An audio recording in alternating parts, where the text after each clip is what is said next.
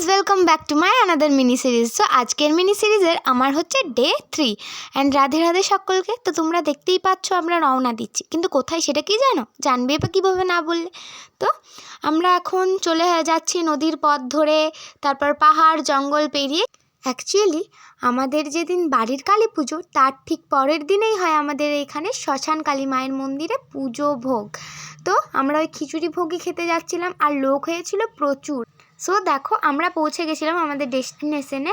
So মা কালীর মন্দিরে প্রথমে আমরা প্রণাম করিনি, কারণ ওদিকে যাওয়ার লাইনটা পুরোপুরি বন্ধ ছিল, যার জন্য আমরা এখন ফার্স্টে বসে গেছি খিচুড়ি খেতে। আর প্রথম পাতেই পড়েছে খিচুড়ি আর কুমড়োর তরকারি, আর শেষ পাতে চাটনি। তো যাই হোক, এখানে আমরা এখন হাত ধোয়ার জন্য সবাই এসেছি। আর আমার মজা যদি দেখতে তাহলে কি বলতে, আমি এখানে এসেও নাচছি। তোমরা জানো আমি ভীষণ ছটপটে, অ্যাকচুয়ালি সত্যিই আমি ছটপটে। আর দেখো নদীটা কতটা সুন্দর লাগছে।